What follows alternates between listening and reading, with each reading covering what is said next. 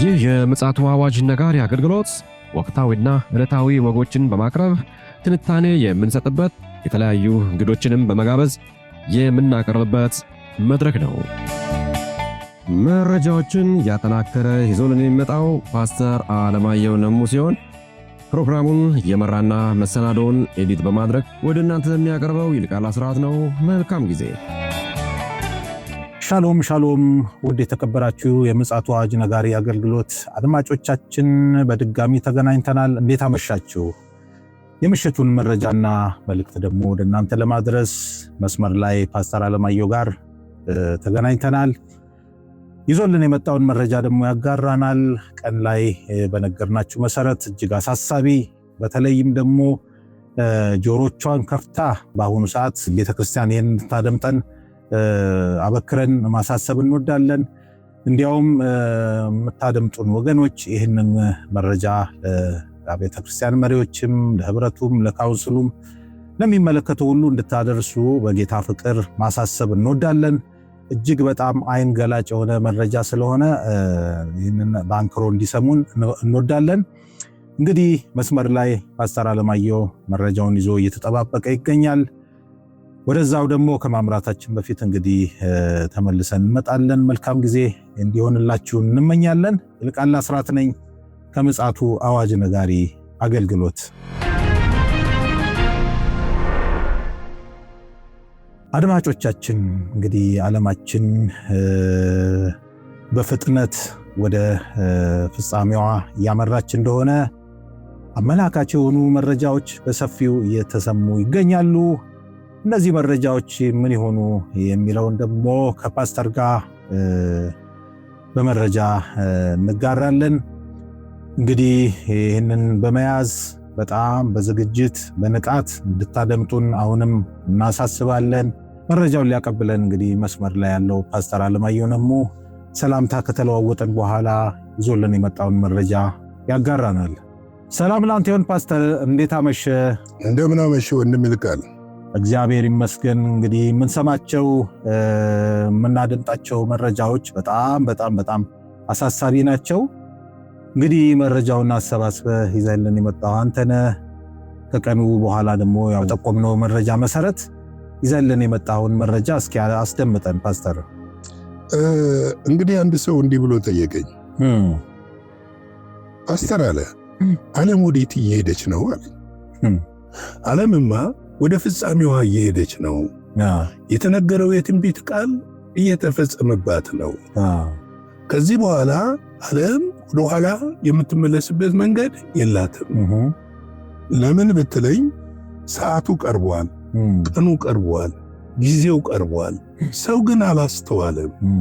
ሰው የሚያየው የሚያልፈውንና የሚጠፋውን የምድሩን ነገር ብቻ ነው እየተመለከተ ያለው። ከተሰበከለት በኋላ እንኳን ይረሳዋል። መሪዎችም ስለ ክርስቶስ ኢየሱስ ዳግም ምጽአት መቃረብ ይሄ ሁሉ የዓለም ትርምስ እየሆነ እያዩ ማስተዋል አቅቷቸዋል። ስለዚህ ወንድሜ ሆይ ዓለም ወደ ፍጻሜዋ እየሄደች ነው ብዬ መልሼለታለሁ። እውነት ነው። እንግዲህ የሚገርምህ ነገር እኔና አንተ ከዚህ በፊት ስለ ጎግ ማጎግ ጦርነት፣ በዚህ የጎግ ማጎግ ጦርነት ውስጥ ስላሉ ስብስቦች አንስተን ነበረ። እንዲያውም አስታውሳለሁ የዛሬ ዓመት ከሁለት ወር ይመስለኛል እንዲያውም ስንጀምርም በዚህ አርቲክል ነው እና ያ ስብስብ አሁን ላይ እውን እየሆነ መጥቷል። በተለይም ደግሞ የኢስላማባድ ድርድር ያለ ውጤት መጠናቀቁ ተከትሎ ቀጠናው ከመቼውም ጊዜ በላይ ወደ አውዳሚ ጦርነት ተቃርቧል። ሰው ግን ይህንን እያስተዋለ አይደለም። በተለይ ቤተክርስቲያን ይመለከታል። ሰው ግን ይህንን እየተመለከተ አይደለም። ፕሬዚዳንት ትራምፕ ወታደራዊ እገዳ አደረጉ። ኢራን በበኩሏ ደግሞ የኢኮኖሚ ጦርነት በማወጅ ምላሽ ሰጠች። ይሄውም መካከለኛው ምስራቅ ታሪክ ታይቶ የማይታወቅ የዲፕሎማሲ ውድቀትና የወታደራዊ ፍጥጫ ምዕራፍ ሆኗል። ግለቱ እየጨመረ መጥቷል። ወታደራዊ ፍጥጫ ነው፣ የዲፕሎማሲ ውድቀት መጥቷል። ገብቷል። የሚያሸናግል እንኳን ሀይ የሚል እየጠፋበት ሁሉም ጉልበተኛ የሆነ ሰይፉን እየሳለ የተዘጋጀበት ማለት ነው።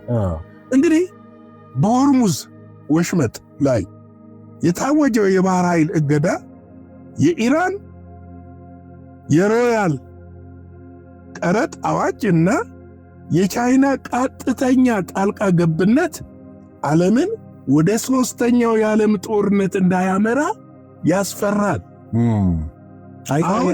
ቻይና ከጥቅምም ብቻ አይደለም ከብዙ ነገር አንጻር ቀጥታ በዚህ ጉዳይ ላይ ልክ አሜሪካ እስራኤልን ደግፋ ጣልቃ እንደገባች ጣልቃ የምትገባባቸው ምልክቶች እየታዩ ነው ያሉት። ቀን ላይ አንድ ዜና ዘግበን ነበረ። የሩሲያ ውጭ ጉዳይ ሚኒስትር ሰርጌይ ላቭሮቭ ነገ ማክሰኞ ወደ ቻይና ያመራሉ። ስለዚህ ይሄ ጉዳይ በሆርሙዝ ሰርጥና በቀጣይ ከኢራን ጋር ስለመቆም የሚደረጉ ውይይቶች እንደሆኑ አስባለሁ። ምክንያቱም ሩሲያ ሁለንተናዊ ስምምነት ከኢራን ጋር አላት። ቻይና ሁለንተናዊ ስምምነት ከማን ጋር አላት? ከኢራን ጋር አላት። ስለዚህ ፕሬዚደንት ትራምፕ በሆርሙዝ ወሽመጥ ላይ የባህር ኃይል እገዳ ማወጃቸው የዓለምን የነዳጅ ዋጋ 20% የሚሆነው መተላለፍ በአሜሪካ ቁጥጥር ስር ለማድረግ የታለመ ነው። ገብቷል። ነዳጁን ለመቆጣጠር የታለመ ነው። የሚያመጣው መዘዝ ግን የባሰና የከፋ ነው። እነሱ ያለሙት ነገር ምንድነው? ጀስት እኛ ዓለም ገዢዎች ነን፣ ዓለምን እንደፈለገ እናደርጋለን፣ በእኛ ቁጥጥር ስር እናደርጋለን። አሁን ላይ ደግሞ ብሔራዊ ጥቅሙንና ሕልውናውን አሳልፎ የማይሰጡ ሀገራቶች በኃይልም በወታደራዊ ኃይልም የፈረጠሙ ሀገራቶች የተፈጠሩበት ዓለም ላይ ነው ያለ ነው። ገብቷል። ይሄ ዲፕሎማሲያዊ ጥበብ የሚጠይቅ እንጂ ወታደራዊ ጡንቻን ተማምነ የምታደርገው ጉዳይ አይደለም። ያ ቢሆን ኖሮ እኮ አሜሪካ ወደ ድርድር ሳትገባ ጦርነቱን ታሸንፍ ነበር። ማሸነፍ እኮ አልቻለችም። ሆርሙዝ ሰርጥን እንኳን ማስከፈት እኮ አልቻለችም። አልቻለችም። ጥሪ እኮ አቅርባ ነበር ለአውሮፓ። የፊት ለፊት የምናየው ነው። ለዓለም እኮ ጥሪ አቅርባ ነበር፣ አልቻለችም። ስለዚህ አሁንም ይሄ አካሄድ አውዳሚ ነገሮችን ያስከስታል እንጂ ዘላቂ ሰላምን አያመጣም። እንግዲህ የኢራን ነዳጅ ሽያጭ ሙሉ በሙሉ ማቆም ስርዓቱን ለድርድር ማንበርከክ የሚለው ስትራቴጂክ ይሰራል ብዬ አላስብም። ማላስብበት ምክንያት ከኢራን ነዳጅ የሚገዙ በተለይ በዋናነት ቻይና፣ ህንድ ገብተዋል የመሳሰሉ ሀገሮች ይህንን በዋዛ በቀጥተኛ ያልፉታል ብዬ አላስብም። ውሳኔው እንደተሰማ የዓለም ነዳጅ ዋጋ በከፍተኛ ሁኔታ እያሻቀበ ነው ያለው። አይኤምኤፍ እና የዓለም ባንክ ከባድ የኢኮኖሚ ድቀት ሊከሰት እንደሚችል ከወዲሁ ተንብየው አስጠንቅቀዋል። ይህንን ማስጠንቀቂያ ግን ማንም በአሜሪካ ችላ እንደማለት ነው ያለችው። እንግዲህ የኢራን ፓርላማ በወሽመጡ የሚያልፉ መርከቦች በሙሉ ቀረጥ በኢራን ሮያል እንዲከፍሉ ማጽደቋ ወታደራዊ ፍጥጫውን ወደ ገንዘብ ወይም ወደ ነዳጅ ጦርነት ቀይሮታል ማለት ነው። ወደ ነዳጅ ጦርነት እየቀየረው ነው ያለው። እንግዲህ እንደምትመለከተው ይህ ውሳኔ የአሜሪካንን ዶላር በዓለም የነዳጅ ንግድ ላይ ያለውን የበላይነት የሚገዳደር ብቻ ሳይሆን የሚያዳክምም ጭምር ነው። ገብቷል። ለምሳሌ አሜሪካ አንዱ ስትራቴጂክ ከተጠቀመችው ብሪክስ ገንዘቦቻቸውን እንዳያትሙ ምንድን ነው ያደረገችው? አደናቅፋለች ለጊዜው።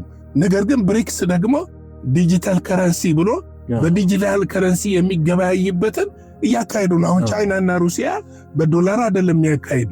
የተወሰኑ ሀገሮች በዶላር እያካሄዱ አይደለም፣ በዲጂታል ከረንሲ ነው።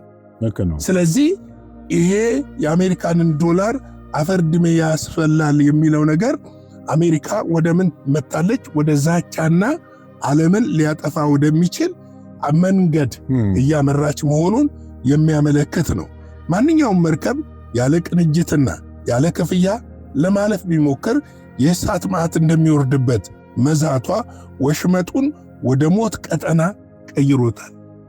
ቅድም ቀላ ያልኩህ ነው። እንግዲህ እስከ ዛሬ ድረስ ለምሳሌ እነዚህ ዛግ መስመር ላይ ያሉ ሀገሮችን ወደቦቻቸውን በኢላማ አድርጋ ነው ማንኛውም መርከብ እንዳይገባ እንዳይወጣ የተቆጣጠረችው። ስለዚህ አሜሪካ ከፊል ከፍታ ከፊል ቆጣጠራለሁ የሚል ነገር አይኖርም። ምክንያቱም ያ ነገር እንትን ይላል። እንግዲህ ቻይና የኃይል ሚዛኑን ቀያሪ ጣልቃ ገብነት ስንመለከት አሜሪካ በኢራን ላይ የአየር የበላይነት እንዳይኖራት ለማድረግ ቻይና የረቀቁ ጸረ አውሮፕላን መከላከያ ለኢራን ለማቅረብ መወሰኗ የፍጥጫው መልክ ቀይሮታል። ትክክል። ያኮ እንደሚገቡ ተናግረናል። ኤክስፐሪመንት ነው፣ ለቻይና ኤክስፐሪመንት ነው፣ ሙከራ ነው። የአሜሪካንን አቅም ለመፈተሽም ያመቻታል። እንግዲህ ይህ መሳሪያ በእውነት ለመናገር የኢራንን ሰማይ ከአሜሪካና ከእስራኤል አውሮፕላን ለመከላከል ይረዳል። በቅርቡ ያየነው ነገር ምንድነው?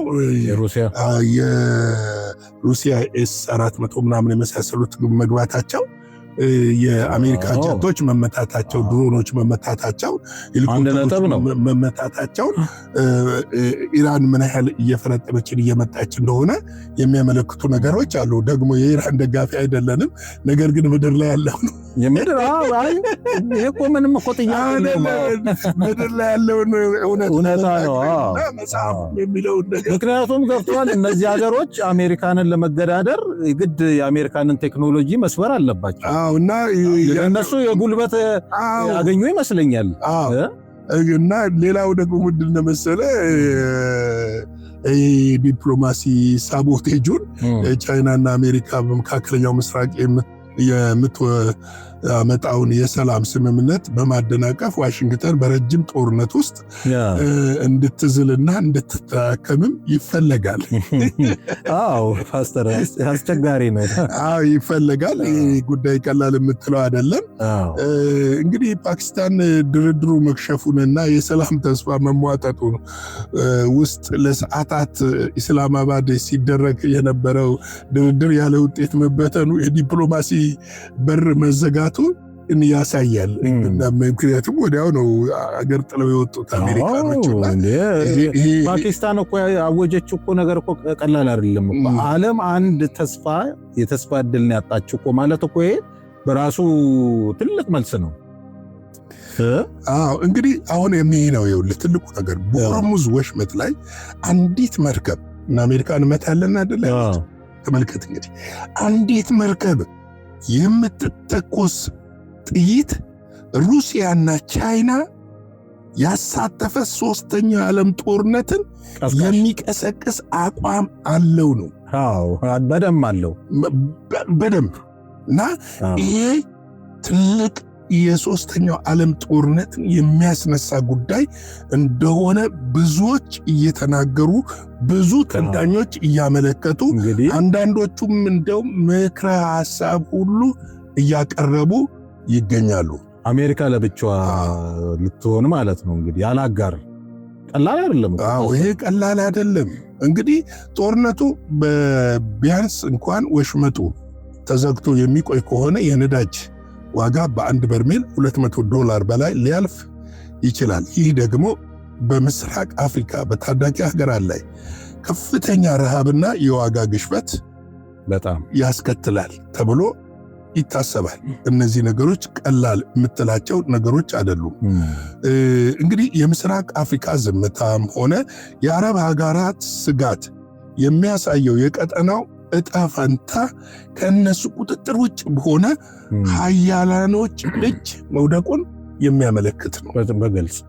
እና እንግዲህ ይህንን ጉዳይ ስንመለከት ምንድን ነው የሚለውን ነገር ትንሽ ወደ መንፈሳዊ ነገር እንውሰደውና የዛሬ ዓመት ወደዛ አጠናክረው እንድትሄዱ ነው ፓስተር። ለምሳሌ አንዱ ይሄ ነገር በጣም ግልጽ መሆን ስላለበት ባለፈው የሆርሙዝ በተዘጋበት ጊዜ ኢኮኖሚ ቀውሱ በተባባሰበት ሰዓት አገራችንንም ይሄ ነበልባል እንደፈጃት ይታወቃል። እና ጸሎቶች ይደረጉ ነበረ እና ይህን ትንሽ ማዕበሉን አለፍ እንድንል ግጥምጥሞሹ ስለመጣ ነው ይህን ልልህ የፈለግኩትና አበረታተህም በዛው መልእክት እንድታስተላልፍ በሚል ነው። ለምንድን ነው ይህንን ያነሳውበት ምክንያት? እንደሚታወቀው ያው የፋሲካ በዓል አብዛኛው ማህበረሰብ ያከብራልና በጥሩ ሁኔታ እግዚአብሔር ይህን ነገር እንደሸፈነ አምናለሁና መገጣጠሙ ስለገረመኝ ነውና አሁን ይህንንም አደራም እንድትልም ጭምር መረጃህንም መልእክትንም እንድታስተላልፍ ነው። መቀጠል ትችላለህ ፓስተር። እንግዲህ ምንድነው መሰለህ ወንድሜ ይልቃል፣ አሁን ላይ ያለው ነገር የዓለም ሁኔታ እየሄደበት ያለውን ነገር እኛ የዛሬ ዓመት ገደማ ታስታውስ እንደሆነ ስለ ጎግ ማንጎግ ስኬል 38 እና 39 ስንተነትን የዳንኤልን መጽሐፍ እየጠቀስን ከውሃ ውስጥ የወጣ አውሬ ያየው እንደዚህ ቀንድ ነበረው እንደዚህ ነበረው የሚለው ከዳንኤል ምዕራፍ 6 ጀምሮ ማመልከት ይቻላልና እነዚህ ነገሮች እየተነተን በምንመጣበት ሰዓት አንዳንድ ሰዎች አስተያየት አንመለከት ነበረ። የማይሆን ይመስላቸው ነበር ያን ጊዜ። በእርግጥ ከኢራን ጋር የሰኔ ላይ ነው ጦርነቱ የተደረገው። እኛ እንተነትን የነበረው ጥቅምት፣ የካቲት፣ መጋቢት አካባቢ ነበረና ይሄ ነገር እንደሚመጣ እናውቅ ነበር። አሁን ግን እየመጣ ያለው ነገር ምንድን ነው መሰለ? ጥምረቱን ላሳይክ። አሁን ላይ ነገ ላይ ሌላም ተጨማሪ ነገር ይዘን ስለምንመጣ ለምሳሌ ኢራን፣ ሩሲያ፣ ቻይና፣ ሰሜን ኮሪያ፣ ቱርክ እና ከአውሮፓ ደግሞ ሰርዴ እንትን የምትባለው ተርሴስ የምትባለው ስፔን፣ እነዚህ ጥምረቶች እየተጠናቀቁ ጎሜር የሚላት ጀርመን የመሳሰሉት ነገር እየተጣመሩ እንደሚመጡ ነው። ምልክቶች ግን እየታዩ ነው።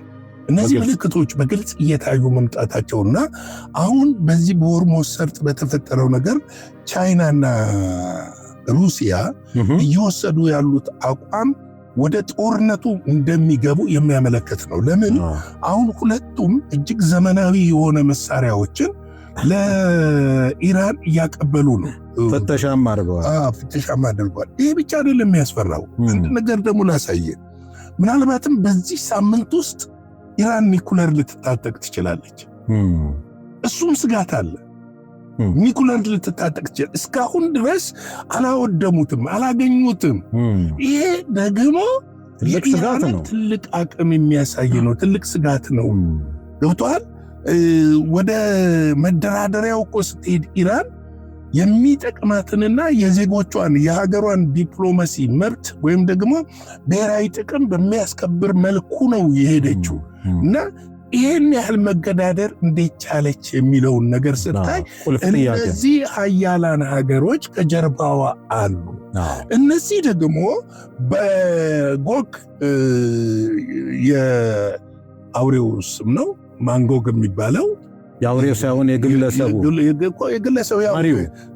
የአውሬው መልእክተኛም ከጀርባው የሚነዳው ማለት ነው፣ ወደዛ የሚያመጣው እና ምንድነው እነዚህ ሀገሮች የሚሳተፉበት ከፍተኛ የሆነ ጦርነት እንደሚደረግ፣ እስራኤልም እንደምትከበብ፣ በዛን ጊዜ የሰው ልጅ በደጅ እንደሆነና ነገር ግን ከሰው ልጅ መምጣት በፊት አውሬው እንደሚቀድም መቅደሱም እንደሚሰራ የሚያመለክቱ ምልክቶች እንደሆኑ አድማጮቻችን ሊያውቁ ይገባል ብዬ እላለሁ። የሰው ልጅ የሚለው እንደ ኮንፊዥን እንዳይፈጠር ያው ጌታ ኢየሱስ ክርስቶስ እንደሆነ በዚሁ እንዲታወቅ ያስፈልጋል። እንግዲህ አድማጮቻችን ለዛሬ ምሽት ያዘጋጀንላችሁ ይህንን ይመስላል። ጌታ ጸጋ፣ ሰላም ከእናንተ ጋር ይሁን። በነገው ዕለት ደግሞ ይህ ነገር አጠናክረ ነው የምንመጣ ይሆናል። ሻሎም። እግዚአብሔር አብስቶ ይባርክ ፓስተር። እንደው እኔ እግዚአብሔርን አመሰግናለሁ እንደው ይሄንን መረዳት በውስጥ ስላስቀመጠ በተለይ ደግሞ ለቤተ ክርስቲያንም ጥቅም ስለሆነ በዚህ መረዳት ብዙ ሰዎች ሊያተርፉ ይችላሉ፣ ማምለጫም ይሆናል ብዬ አምናለሁ። ምክንያቱም በግልጽ ነው፣ አይን ሲከፈት ነው ማየት የምትችለውና በምድራዊ ነገር ታውረ በጥቅማ ጥቅም ታውረ ይህንን ልትመለከት አትችልም። ስለዚህ ይሄ እግዚአብሔር ያበራው ነገር ስለሆነ በጣም ስለዚህ እግዚአብሔርን አመሰግናለሁ። እንግዲህ ውድ አድማጮቻችን ጠንከር ብለን የመጣንበት ምክንያት ፊታችን ያለውን አደጋ በግልጽ ስለተመለከትነው የእግዚአብሔርም ቃል በግልጽ ስላስቀመጠው ይህን ነገር ካልተረዳነው እንደ ሎጂክ ወይ ደግሞ እንደ ፍልስፍና ተመልክታችሁ እንዳታሳልፉት እንደው ብትረዱን ደስ ይለናል። መረጃው በጣም ለብዙ ነገር ጠቃሚ ስለሆነ ህዝበ ክርስቲያኑን ለማንቃትም በጣም በግልጽ ጠቃሚ ስለሆነ ይህን እንድትጠቀሙበት እንግዲህ እኛ የጉበኛ አገልግሎት ነው እያገለገልን ያለነው። ቀድመን እናያለን፣ መረጃውን ወደ እናንተ እናደርሳለን። ስለዚህ እግዚአብሔር የተመሰገነ ይሁን ስለ ዛሬው መረጃ። በነገው ዕለትም እንደዚሁ ግልጽ የሆነ ሰበር ነገርም ስላለ ከወዲሁ እናሳስባለን እንድትከታተሉን። የዛሬ ምሽት መረጃችን ይህንን ይመስላል። ነገ እስክንገናኝ ድረስ ሻሎም። ለዛሬ ይዘን የመጣነው ወቅታዊ መረጃ ይህንን ይመስል ነበረ። በሌላ ጊዜ በሌላ መሰናዶ እስከምንገናኝ ሰላም ለእናንተ ይሁን።